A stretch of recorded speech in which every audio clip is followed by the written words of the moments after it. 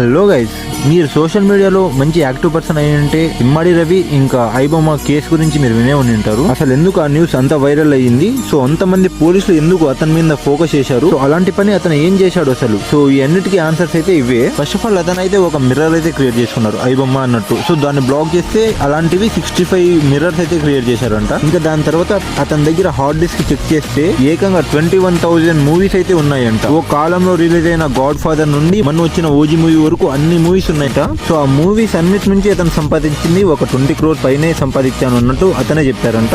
So దాంట్లో 3 crores అయితే seize అయితే చేశారంట. ఇంకా అలానే 50 lakh మెంబర్స్ డేటా అయితే అతని దగ్గర ఉందంట. అతను స్టోర్ చేసుకుని దాన్ని కూడా తను బిజినెస్ కోసం అయితే అమ్ముతున్నాడంట ఆ డేటానైతే. సో ఇవన్నీ అతనైతే చేశాడు. ఇంకా అతని సొంత ఊరు అయితే వైజాగ్, విశాఖపట్నం. అతనైతే బీఎస్సీ కంప్యూటర్ సైన్స్ అయితే చేశాడంట ఇమ్మడి రవి అయితే. అతని దగ్గర ఉన్న పాన్ కార్డ్, డ్రైవింగ్ లైసెన్స్ లో అయితే తన పేరు ఇమ్మడి రవి కాకోకుండా ప్రహ్లాద్ కుమార్ అన్నట్టు పెట్టుకున్నాడంట. సో అతని పర్సనల్ డీటెయిల్స్ ని కూడా పోలీస్ వాళ్ళు అయితే నిన్న అయితే ప్రెస్ మీట్ లో అయితే చెప్పడం జరిగింది. సో అతనే మెయిన్ హెడ్ అయ్యి అంటే ఇంక నుంచి ఐబొమ్మలో అయితే మన మూవీస్ చూడలేం ఇంక నుంచి. సో ఈ న్యూస్ పైన మీరేమనుకుంటున్నారు ఖచ్చితంగా కమెంట్ లో రాయండి. సో ఇలాంటి కంటెంట్ కోసం డూ సబ్స్క్రైబ్.